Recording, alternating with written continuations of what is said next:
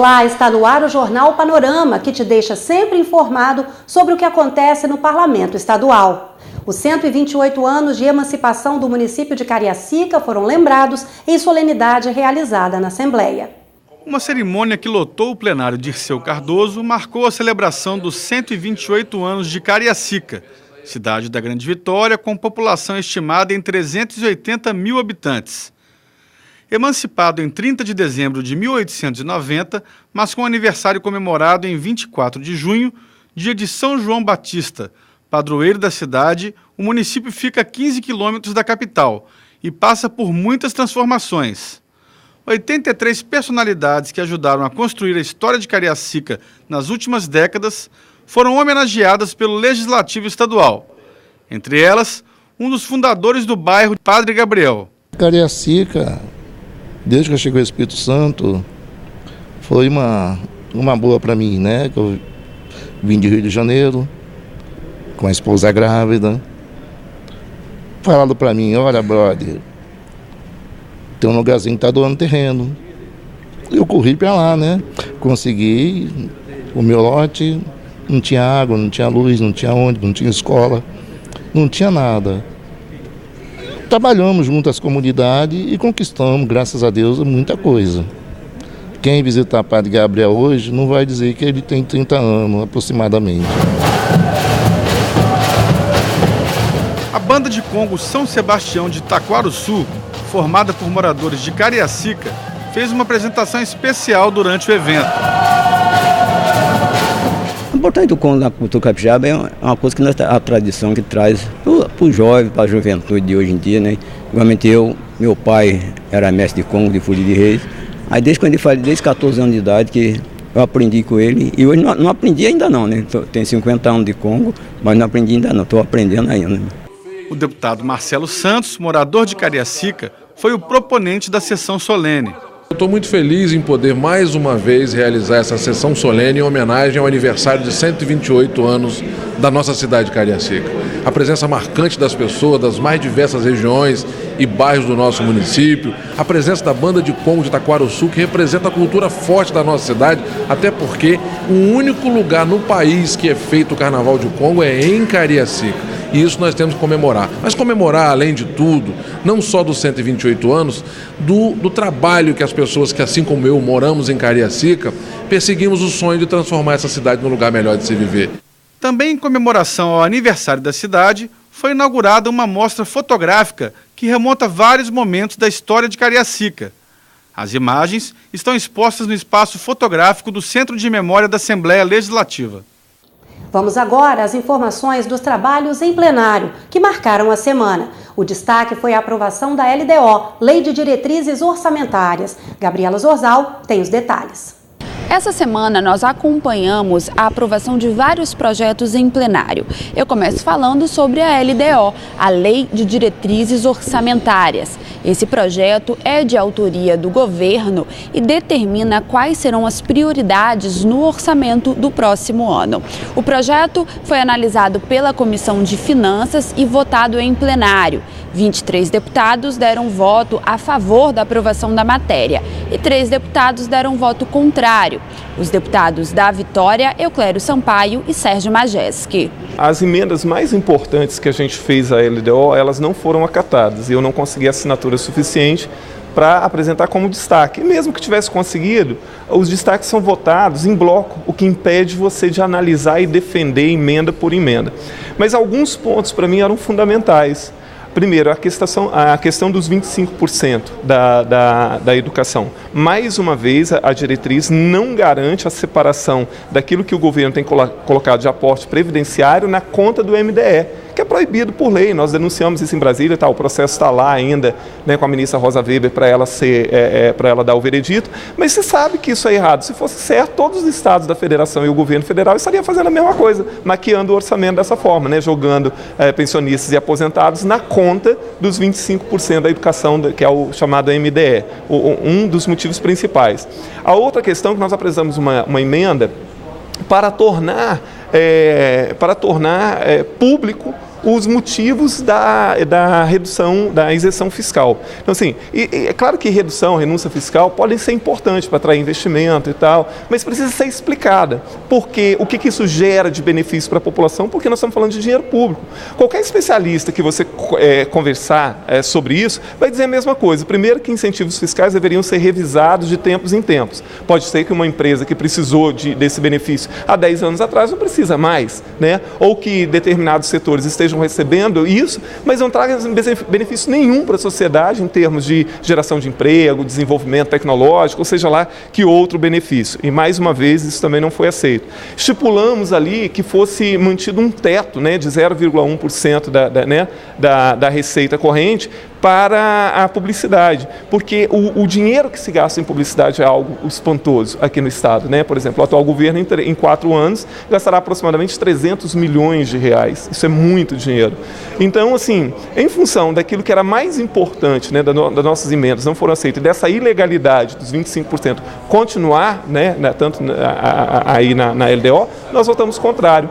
O presidente da Comissão de Finanças, o deputado Dari Pagung, falou sobre a aprovação desse projeto e a importância da LDO para o orçamento do próximo ano. A Assembleia Legislativa está dando exemplo, né, para a sociedade, para o povo do Espírito Santo, que nós precisamos de uma LDO equilibrada, uma LDO enxuta, para que nós possamos fazer um orçamento para 2019 do mesmo jeito que foi 2018, colocando o Estado sempre no rumo do desenvolvimento, dando qualidade de vida para a população, e o nosso orçamento tem que ser equilibrado.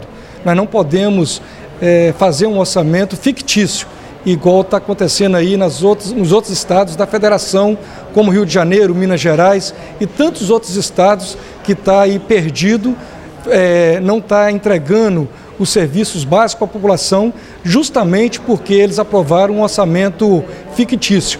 E o plenário aprovou projeto de autoria do governo que autoriza o executivo a pegar um crédito junto ao Banco Interamericano de Desenvolvimento.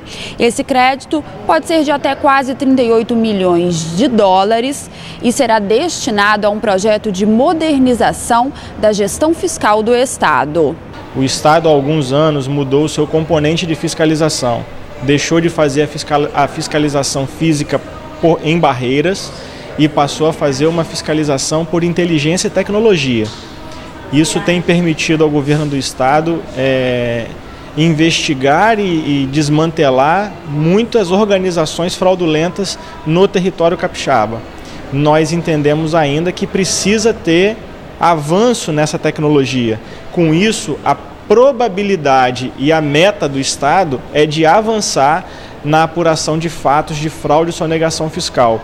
Com isso, nós teremos receita suficiente para poder pagar o empréstimo e ainda ter um saldo positivo em favor dos capixabas, que são os verdadeiros donos desses recursos. Como é paradoxal o discurso do governo e essa prática, porque no começo do ano o governo alardeou, né, e de forma pomposa, que havia mais de R$1 bilhão para ser investido em 2018. Ora, esses são investimentos que então me parecem importantes. Então por que isso não entrou na lista dos investimentos que o governo faria com R$1 bilhão que ele disse que tinha para investir?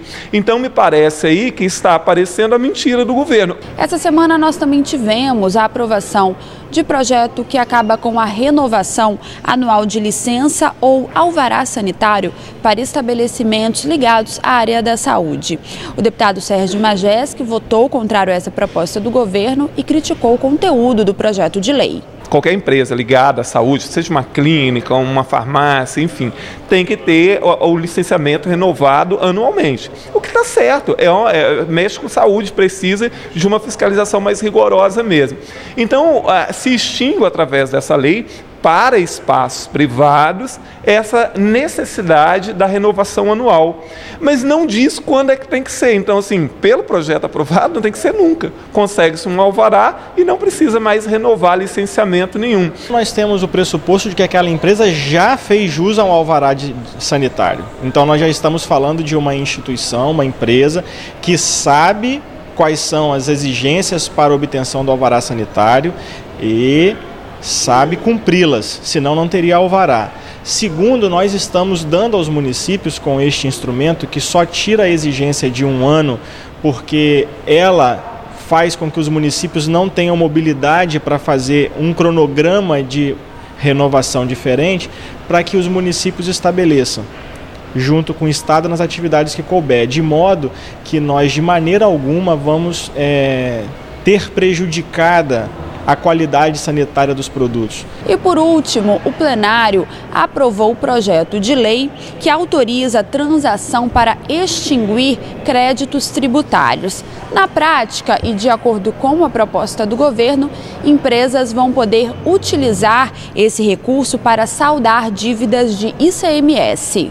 São créditos que empresas possuem e que elas não conseguem utilizar no regime de tributação, porque elas não são recolhedoras de ICMS na sua grande maioria. Então elas passam, por força da obtenção de créditos, pela aquisição de mercadorias que são tributáveis, essas empresas podem comercializar esses créditos de ICMS no mercado para empresas que vão abater dívida ativa. Esse projeto nem poderia ter sido aprovado hoje justamente por faltar a repercussão financeira, né? Tanto o regimento quanto a Constituição diz que projetos que alteram a arrecadação do governo ou aumentam gastos ou diminuem gastos têm que ter repercussão financeira. Começa o problema aí. O que o governo está tentando fazer com esse projeto, ele está pedindo uma autorização para negociar entre empresas devedoras e que têm crédito. Então, por exemplo, tem empresas que ao mesmo tempo que elas devem ao governo, elas têm créditos tributários também. Então, para que elas possam usar o crédito tributário para saldar a dívida com o governo. Tá, em tese, parece que não tem problema nenhum. O que ocorre é que muito disso são créditos podres, ou seja, crédito que de outra forma essas empresas não receberiam. Então, precisaria estar claro no projeto quanto é que o Estado vai ganhar com isso ou deixar de ganhar com isso e a importância disso para a sociedade, para o desenvolvimento, para justificar isso. Depois do intervalo tem o giro pelas comissões. Continue conosco.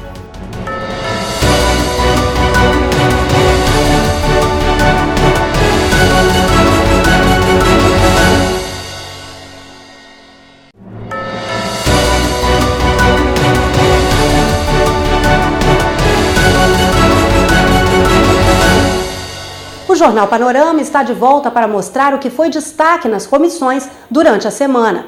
A Comissão de Infraestrutura discutiu a situação dos lojistas que trabalham em terminais de ônibus da Grande Vitória. Os comerciantes lutam pelo cumprimento do acordo firmado em 2014 com a CETURB, que garantia a permanência nos terminais sem licitação até 2019. A companhia, que gerencia o transporte público da região metropolitana, explicou que esse acordo não está valendo porque o Ministério Público não concordou com a proposta. O colegiado parlamentar pediu então que a CETURB convoque o Conselho Administrativo para conseguir a suspensão das liminares, dando mais tempo para o debate e o consenso sobre o acordo. Os terminais abrigam 100 pontos de comércio, 26 já ocupados legalmente por meio de licitação. Outros 40 aguardam liminar que obriga a desocupação. Demandas de comerciantes também foram discutidas na Comissão de Defesa do Consumidor. Os parlamentares receberam lojistas e ex-lojistas de um shopping de Vila Velha que relataram problemas relacionados à falta de informação e cobrança abusiva de tarifas por parte da administração. Segundo a diretora-presidente do Procon estadual, Denise Zaita, o shopping já foi acionado, mas não teria dado retorno. O colegiado decidiu que vai realizar uma sessão extraordinária para ouvir representantes do estabelecimento na próxima semana. O atendimento a portadores de uma doença genética rara foi o assunto em pauta na reunião da Comissão de Saúde. A neurofibromatose provoca o aparecimento de vários tumores. A Associação Mineira de Apoio às Pessoas com a Doença estima que ela atinja cerca de 80 mil pessoas no Brasil. No Espírito Santo, a Lei 10.490 de 2016, de autoria do deputado Dr. Hércules, reconhece esses pacientes como pessoas com deficiência, para que tenham direito a receber benefícios de saúde e assistência social. O colegiado de saúde vai avaliar, junto com a associação, medidas para tornar a lei mais efetiva. E o presidente da Assembleia, deputado Eric Musso, assinou o ato da mesa diretora que trata das regras de conduta para deputados e servidores do Poder Legislativo durante o período eleitoral. As medidas foram anunciadas em entrevista coletiva. Segundo o presidente, as violações às normas previstas no ato vão ser encaminhadas à Procuradoria da Casa e também vão estar sujeitas às penalidades da Justiça Eleitoral. A Procuradoria da Casa pode ajuizar uma ação de improbidade, né, com algumas penalidades, mediante a denúncia, porque é muito subjetivo você fazer uma análise de cunho eleitoral. Para você pode parecer o que não parece para mim, né? Então, assim, isso precisa ser provocado. E pode encaminhar o Ministério Público Estadual ou o Ministério Público Eleitoral. Porque assim, nós temos duas normativas, assim, né? Nós temos o regimento interno, que é o que dá as penalidades ao parlamentar, e nós temos a 46, por exemplo, que é o que dá a penalidade aos servidores, né? Então, assim, uma coisa não pode se aplicar à outra, né? Então, assim, o que o decoro parlamentar, por exemplo, pode ser aplicado ao parlamentar? Advertência, censura, suspensão, perda de mandato, enfim.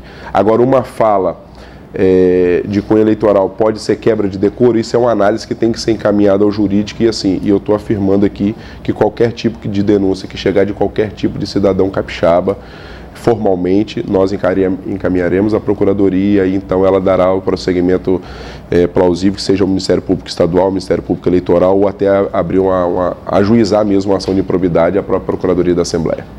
Chegamos ao final do Jornal Panorama, mas você pode continuar informado sobre os trabalhos legislativos acompanhando nossas redes sociais. Obrigada pela sua companhia.